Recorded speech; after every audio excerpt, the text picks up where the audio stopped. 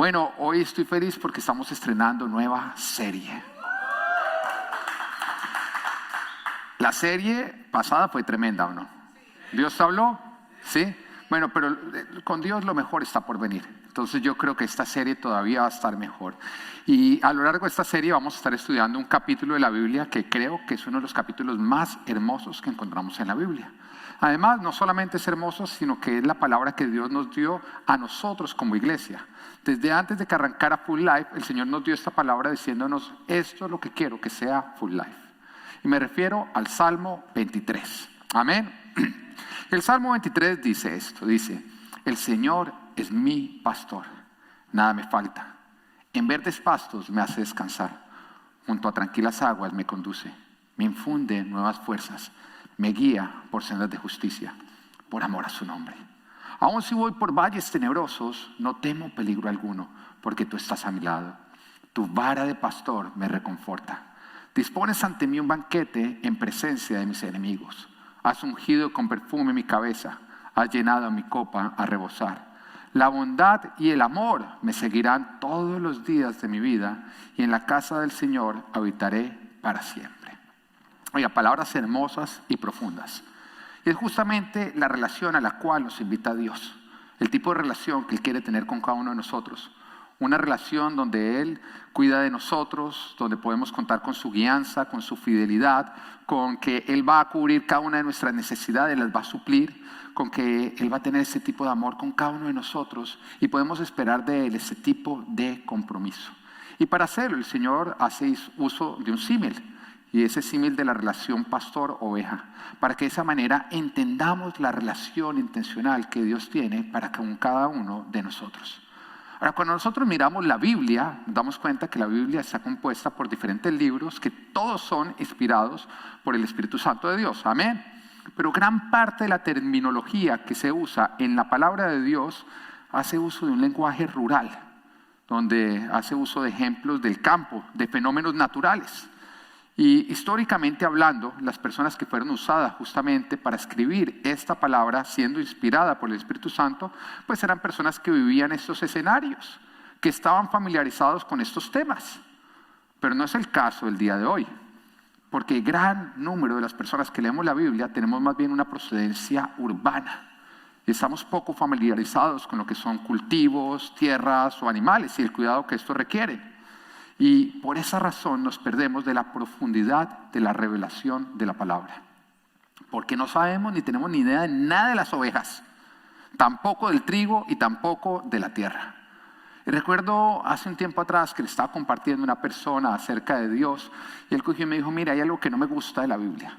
Yo le decía, ¿qué? Él decía, es que ahí se refiere a los hijos de Dios como ovejas y a mí no me gusta que me llamen ovejas. O sea, está bravo, está indignado. Yo le dije, ¿y por qué no te gusta que te llamen oveja? Y él me dijo, porque las ovejas son unos animales torpes. Y yo no soy torpe. Y pues esto me evidenció que esto era lo único que él había oído o escuchado acerca de una oveja. Y por su ignorancia, él se estaba perdiendo de lo hermoso detrás de la parábola que Dios usa en su palabra. Ahora nos damos cuenta que el mismo Jesús hizo uso de lo natural y de los fenómenos naturales para explicar lo sobrenatural. Es curioso, ¿no? ¿Por qué razón Jesús hace uso de lo natural y de los fenómenos naturales para explicarnos lo sobrenatural? Porque el mismo autor de lo natural es el autor de lo sobrenatural. Y por esta razón las leyes básicas, los principios y los procesos son los mismos. Y por eso vamos a estar estudiando el Salmo 23 desde la perspectiva de un pastor. Ahora, cuando me digo desde la perspectiva de un pastor, no estoy refiriéndome a este tipo de pastor, no me estoy refiriendo al pastor de una iglesia, sino un pastor de ovejas, de animales. Amén. Para de esa manera poder entender lo que estaba en la mente de David cuando escribió este hermoso poema lleno de revelación y poder entender todo lo que Dios nos quiere decir. Así que tu parte es, abre tu corazón. Abre tu corazón para entender la profundidad de la palabra y lo que Dios te quiere decir a través de ella. Así que vamos a arrancar por Salmo 23, versículo 1, o bueno, la primera parte del versículo 1. Así que dice, el Señor es mi pastor. Esto es lo que vamos a estudiar hoy. El Señor es mi pastor. Oiga, parece corto, ¿no? Pero detrás de esa expresión hay tanta revelación que nos da hasta para escribir un libro. Y es en lo que hoy nos vamos a estar enfocando hoy. En cómo está arrancando en este momento David. David arranca reconociendo quién es Dios, pero también quién es David con respecto a Dios. David arranca reconociendo quién es Dios, pero también qué somos cada uno de nosotros con respecto a Dios. Por un lado nos está diciendo que Dios es Señor, porque la expresión el Señor, diga el Señor. Y es el nombre que en este momento le está dando al Señor. El Señor. Porque esto nos habla del poder, de la autoridad. Nos habla que Dios es el dueño de todo, que es el creador y que está por encima de todo lo demás. Es una expresión reconociendo quién es Dios sin quedarnos cortos. Porque el problema de muchos es que tienen un buen concepto de Dios, pero es un concepto incompleto, que se queda corto, que le resta verdad. Y por esa razón están limitando su relación con Dios. Y mira lo que nos dice la palabra en Mateo capítulo 16, versículo 13. Nos está hablando que cuando Jesús llegó a Cesarea de Filipo, él cogió y le preguntó a sus discípulos algo. Y le dijo, mire, ¿quién dice la gente que es el Hijo del Hombre? En otras palabras, Jesús le estaba diciendo, ¿quién dicen las personas, no ustedes, quién dicen las personas que soy yo? Y entonces esto le respondieron. Unos dicen que es Juan el Bautista, otros que Elías y otros que Jeremías o uno de los profetas. Ahora, cuando miramos esta respuesta, pues todos estos eran buenos conceptos, ¿o no? Tenían un buen concepto de Jesús. Porque todos los profetas, y sobre todo los que están acá señalando, pues eran personas que el pueblo tenía en una alta estima. Se consideraban hombres de Dios, hombres santos. Pero a pesar de que era un buen concepto, el concepto se quedaba corto. Y este concepto afectaba y limitaba la relación que esas personas podían llegar a tener con Jesús. Porque el que ve a Jesús como un profeta, se relacionará con él como con un profeta.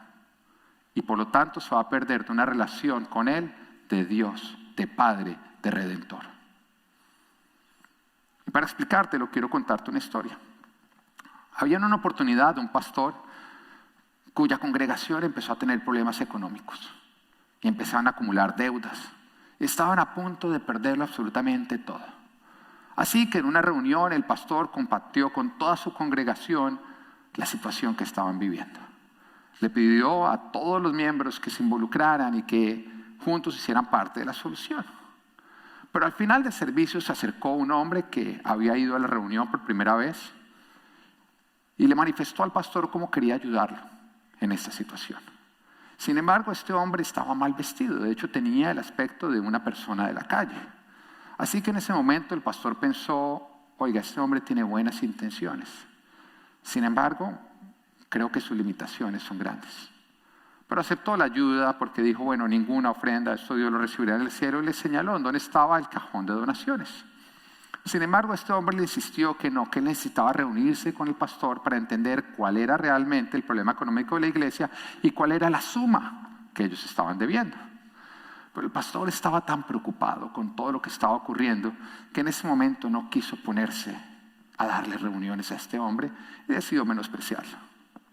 Este hombre, sin embargo, empezó a insistir y a llamar al pastor por teléfono, pero el pastor no le pasaba. Estaba estresado, quería resolver y no estaba para resolver ese tipo de asuntos menores, como simplemente responder el teléfono a este hombre. El tiempo pasó y finalmente el pastor tuvo que cerrar la congregación, tuvo que cerrar la iglesia. Unos meses más adelante estaba este hombre que había cerrado su iglesia y de pronto le llegó una revista a su mano y de pronto el título decía los hombres más millonarios de hoy. Y justamente estaba en la portada la foto de este hombre vestido con ropa de calle, encabezando la lista de los más millonarios. Un concepto bueno pero corto de alguien va a hacer que tú te pierdas de lo que ese alguien te está ofreciendo y de vivir el potencial de la relación. Pero cuando tú tienes un concepto corto, así sea bueno pero corto de Jesús, pues te estás perdiendo de todo lo que Jesús te está ofreciendo y de vivir el potencial de relación que Él quiere tener contigo. Hay varios que se niegan a ser ayudados por Dios porque desconocen y menosprecian el poder de Dios. Y por eso Jesús preguntó. Pero después también le hizo la pregunta a sus mismos discípulos. Y continúa diciendo en el versículo 15 de Mateo 16. ¿Y ustedes quién dicen que soy yo? ¿Y ustedes quién dicen que soy yo? Y en ese momento, Pedro, que siempre le gustaba adelantarse, llega y dice: tú eres el Cristo, el Hijo del Dios viviente. Y en ese momento Jesús, viviendo un éxtasis hermoso que quedó plasmado en estas palabras, dice: dichoso tú, Simón, hijo de Jonás, porque eso no te lo reveló ningún mortal, sino mi Padre que está en el cielo. Yo te digo que tú eres Pedro, y sobre esta piedra edificaré mi iglesia, y las puertas del reino de la muerte no prevalecerán contra ella. Te daré las llaves del reino de los cielos. Todo lo que ates en la tierra quedará atado en el cielo, y todo lo que desates en la tierra quedará desatado en el cielo. Wow, creo que es uno de los momentos que nos muestran donde Jesús más se emociona, ¿no es así? ¿Por qué se emociona tanto el Señor? Porque tu relación con Dios será tan grande y tan profunda como el concepto que tú tienes de Él. ¿Lo estás entendiendo? Y te lo voy a volver a repetir. Tu relación con Dios será tan grande y tan profunda como el concepto que tú tienes de Él.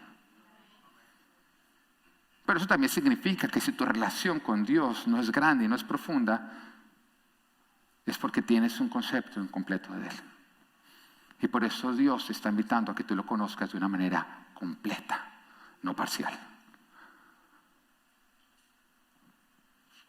Esa fue la razón por la cual Jesús metió a sus discípulos en tantas situaciones de pronto complejas, donde de pronto ellos se preguntaban: ¿por qué el Señor nos hizo meternos acá?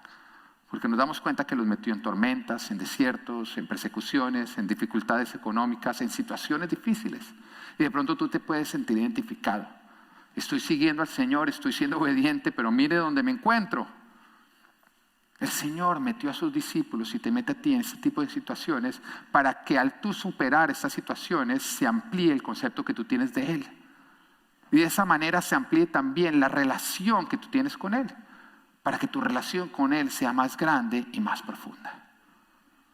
Cuando pasamos por situaciones donde tenemos que reconocer que nosotros no podemos solos salir de esa situación, en ese momento aparece el Señor y dice: ¿ya entendiste que no puedes sin mí? Bueno, ahora conmigo lo vamos a lograr. ¿Y sabes qué pasa en ese momento? Que tu concepto de Dios crece. Y por lo tanto crece tu relación con Él y la profundidad de esa relación. Es en los tiempos difíciles donde más llegamos a conocer a Dios, donde se amplía nuestro concepto de Él, donde logramos conocer, identificar su compromiso, su fidelidad, su amor, cómo Él jamás nos suelta, cómo Él jamás nos deja. Al superar cada situación difícil, no somos los mismos, somos diferentes, porque ahora tenemos un concepto más claro de quién es Dios y qué somos nosotros con respecto a Él. Vuelvo y te lo repito. Cuán más grande sea tu concepto de Jesús, más amplia, más profunda va a ser tu relación con Él. Por eso el Señor le está diciendo en ese momento a Pedro: dichoso tú. Está diciendo: dichoso tú.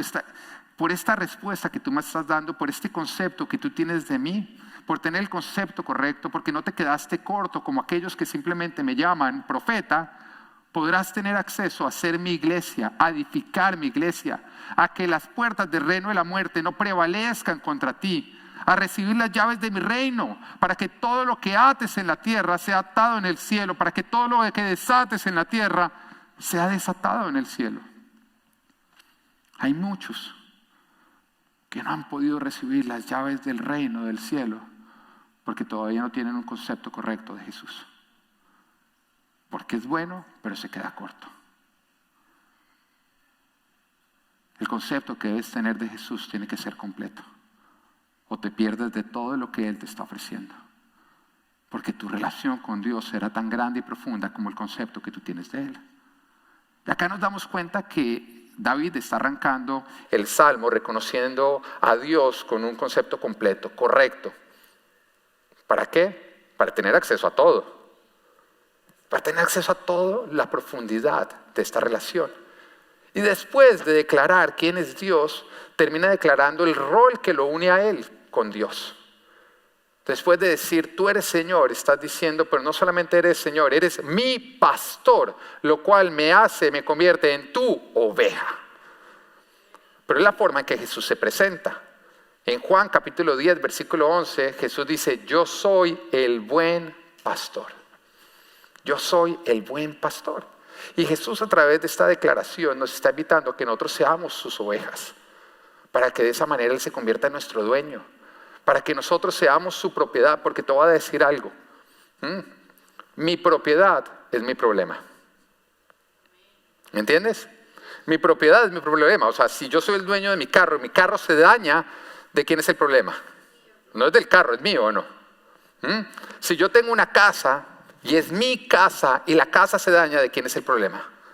Del dueño. Pero si tú arriendas una casa y a la casa se le daña el techo, ¿de quién es el problema? ¿Del arrendatario? ¿Del dueño o no? Así que cuando Dios está diciendo, te invito a que tú seas mi propiedad, lo que realmente te está diciendo es, te invito a que te conviertas en mi problema.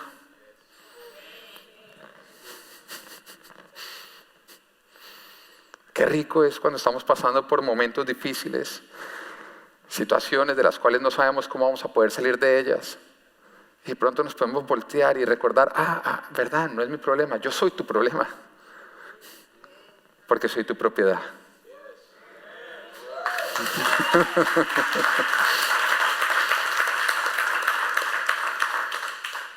El Señor te está invitando a que tú te conviertas en su problema y que te quites un problema. Porque ya tú no vas a ser tu propio problema, ahora te conviertes en su problema. El Señor a través de esta declaración nos está invitando a que le demos autoridad, control total sobre nosotros, no parcial, tiene que ser total. Pero hay muchos que todavía resisten. Y si resisten es porque desconocen lo que esto significa y por eso desconfían. Pero si nosotros supiéramos, al igual que David, quién es Dios, estaríamos felices de decir, el Señor es mi pastor.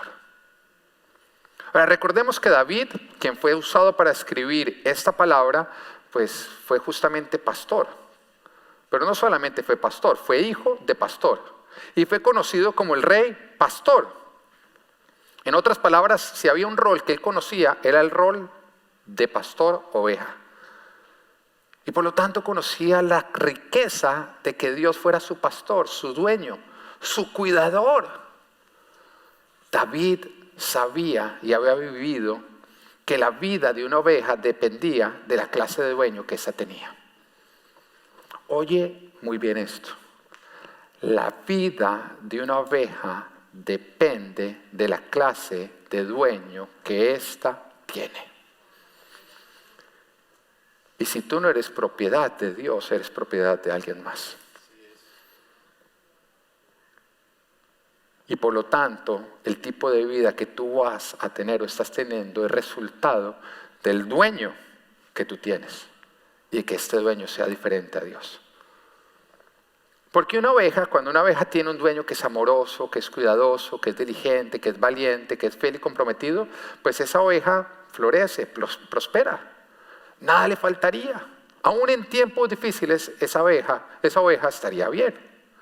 Pero si por otro lado una oveja tiene un dueño que es rudo, descuidado, perezoso, cobarde, infiel o despreocupado, pues esa sería una oveja que pasaría dificultades, hambre, que iba a sufrir carencias. Su vida va a ser miserable, especialmente en tiempos difíciles. Ahora, ¿estamos pasando tiempos difíciles? Sí. Pero en tiempos como estos es donde más tú tienes que mirar quién es tu cuidador, quién es tu dueño. Porque quién es tu dueño define cómo tú vas a vivir un tiempo como el que estamos viviendo hoy mundialmente. Pero cuando nuestro dueño es amoroso, comprometido, es valiente, es fiel, no hay nada que temer. Ahora, cuando conocemos a Jesús, sabemos que la mayor riqueza es aceptarlo a Él como nuestro pastor, convertirnos en su propiedad, recibir su amor, su atención. Porque ¿quién podría cuidarnos mejor que Jesús? Nadie. Ahora en Juan capítulo 10 versículo 11, donde el Señor dice yo soy el buen pastor, ahí no termina la declaración. Jesús no solamente está diciendo yo soy el buen pastor. Leamos lo que dice después de eso. Dice el buen pastor da su vida por las ovejas. Yo soy el buen pastor, pero no termina ahí. El buen pastor da la vida por sus ovejas. Jesús no es cualquier tipo de pastor, es el que da la vida por nosotros. Esto está mostrando lo que Él está dispuesto a hacer por cada uno de nosotros, o lo que estuvo dispuesto a hacer porque ya lo hizo. Eso quiere decir que Jesús le da más valor a nuestras vidas, o sea, a la vida de sus ovejas, que a su propia vida. Pero también nos quiere mostrar el precio que Él pagó. Porque el precio que tú pagas por algo es el valor que tú le diste a ese algo.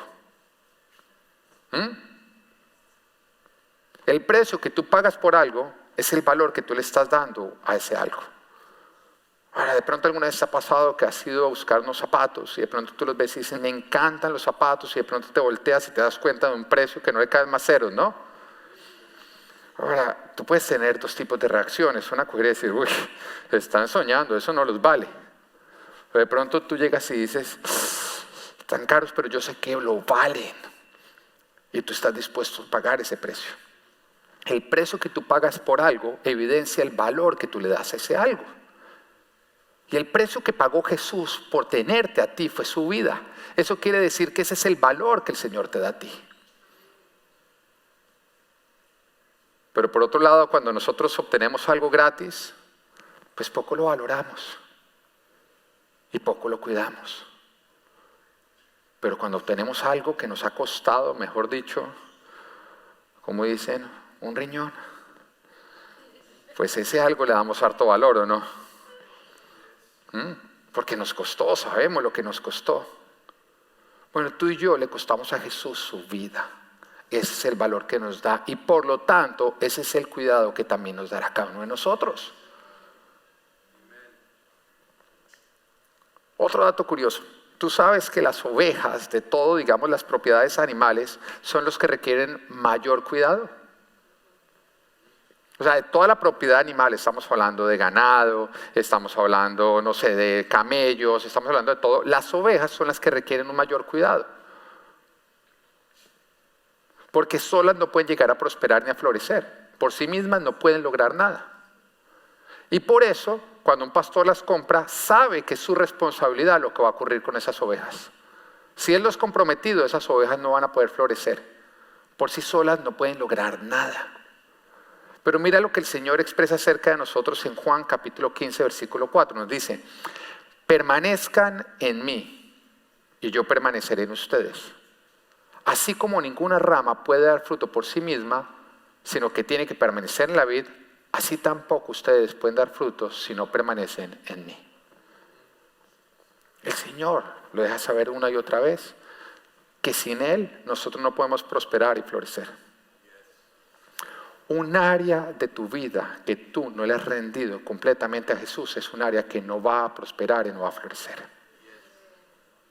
Un área de tu vida que tú dices, no, esto yo lo voy a hacer a mi manera porque es que la Biblia es muy estricta con respecto a esto, es un área que no va a prosperar y no va a florecer. Ahora, novios, ¿dónde están los solteros, los novios? ¿Dónde están los novios? Levanten las manos. Ahí veo una parejita. Levanten, ¿ya terminaron novio o qué? ¿Usted sabe qué le pasa por no levantar la mano? Se le puede costar un fin de semana peleado. ¿Dónde están los novios? Allá están los novios. Bueno, ¿hay tentaciones en los novios? ¿Sí? Bueno, algunas son más duras, Karen. Yo creo que contigo no debe ser muy...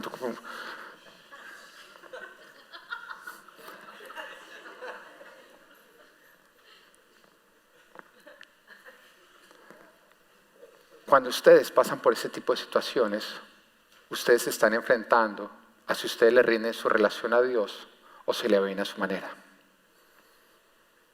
Y de pronto vivir a la manera de Dios, que significa negarse, mantener distancia, mantener los límites bien puestos, guardarse hasta el matrimonio, puede parecer o puede escucharse como muy exigente. Y de pronto dicen, no, vamos a la iglesia, pero vamos a ver nuestra relación a nuestra manera. En este área, el Señor no va a ser Señor. Él va a ser un invitado, pero no va a tener autoridad. Nosotros lo vamos a vivir a nuestra manera. Bueno, ese es un área de tu vida que tú decidiste no rendir al Señor. Y por lo tanto es un área de tu vida que no va a florecer. Pues lo mismo ocurre también con nuestro dinero.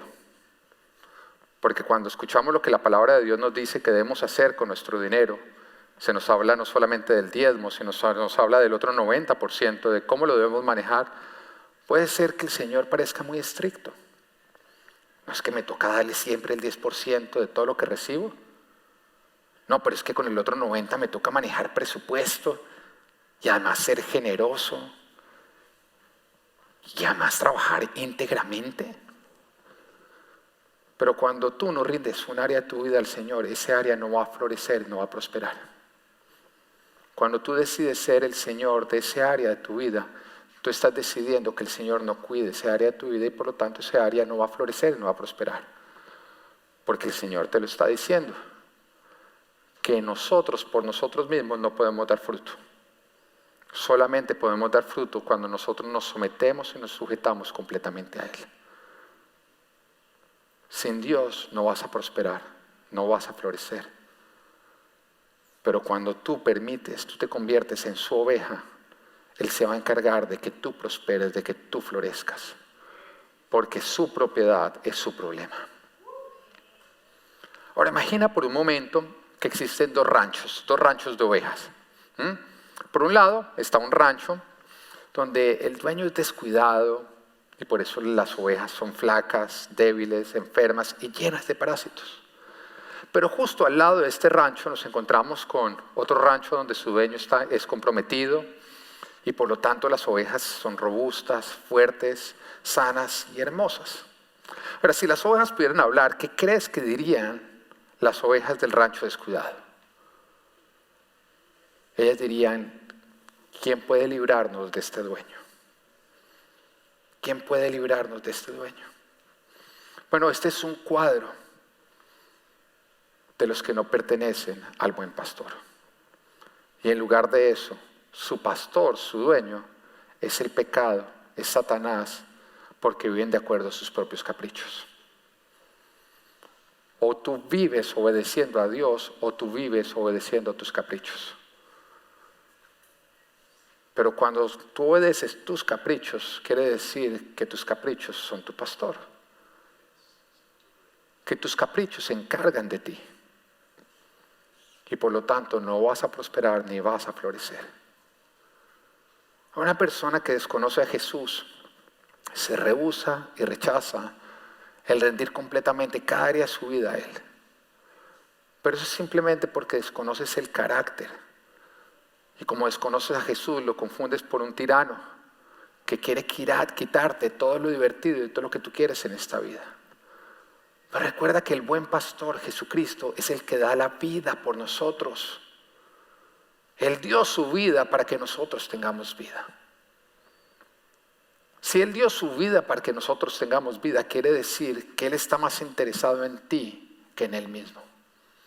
Que todo lo que Él te dice es con respecto a ti, a que tú florezcas, a que tú prosperes. Jesús quiere que tú seas su propiedad, para que de esa manera te conviertas en su problema. Ahora, cuando un pastor compra sus ovejas después de pagar el precio, cuando se convierten en su propiedad, hay un momento en que el pastor saca un cuchillo. Estoy refiriéndome a un pastor de ovejas, no pastor de iglesia, no tengo cuchillo. Bueno, los nuevos ya están preocupados. Pero un pastor de ovejas cuando compra su ovejita, saca su cuchillo y le hace un corte en la oreja. Y ahí le pone un distintivo, el cual él puede ver a una distancia. Y a una distancia él puede decir, esta oveja es mía. Es curioso porque en el Antiguo Testamento, cuando un esclavo se cumplía su tiempo y tenía que ser liberado, si él decidía quedarse toda su vida en esa casa, entonces justamente se le hacía también una perforación en el oído. Pero este tipo de marcamiento, que es doloroso tanto para la oveja como para el pastor, significa que a partir de ese momento esa oveja se convierte en propiedad del pastor. Y Él se compromete a que va a cuidar de ella para que ésta prospere y florezca. Ahora, convertirnos en la oveja de Jesús también requiere un dolor inicial para que ocurra ese marcamiento. Y Jesús lo advierte en Mateo capítulo 16, versículo 24, donde Él dice, luego dijo a sus discípulos, si alguien quiere ser mi discípulo, si alguien quiere ser mi oveja, tiene que negarse a sí mismo, tomar su cruz y seguirme. Porque el que quiera salvar su vida la perderá, pero el que pierda su vida por mi causa la encontrará. Ahora, con esto Jesús está diciendo que cuando Él se convierte en nuestro pastor, nosotros tenemos que cambiar. Tenemos que cambiar el vivir de acuerdo a nuestros caprichos por vivir más bien de una manera productiva y satisfactoria, de ser guiados por Él. Y esto puede ser doloroso al principio, porque rendir caprichos duele.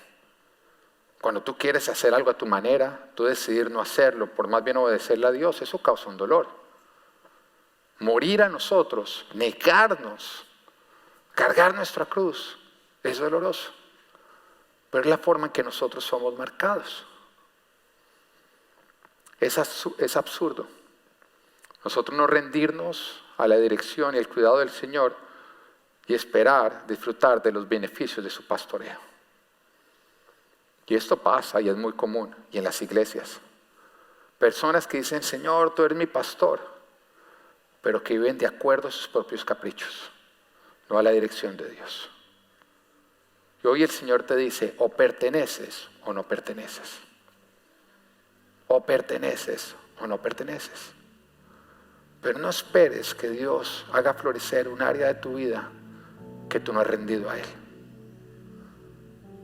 No esperes que el Señor rinda un área de tu vida que tú estás permitiendo que sea guiada por tus caprichos y no por su palabra. Pero hay algunos que no rinden su corazón y su vida completamente al Señor por miedo y desconfianza. Porque temen que si hacen lo que Dios les está pidiendo, ellos no van a florecer. Pero justamente ese miedo es lo que no está permitiendo que tú florezcas. Hoy el Señor te invita a que rindas cada área de tu vida y que cada área de tu vida diga, el Señor es mi pastor. Hoy el Señor te está invitando a que tú permitas que Él te guíe, que Él te haga florecer, porque su propiedad es su problema. Este Salmo 23 es una invitación de tu pastor para que tú te conviertas en su oveja. Es su problema. Y Él se encargará de ti en todo tiempo y en toda situación. Pero debes renunciar a tus caprichos para ahora obedecer sus mandamientos. Debes rendir tu corazón completamente para que Él te pueda hacer florecer y prosperar. Esto es Salmo 23. El Señor es mi pastor. Que Dios te bendiga.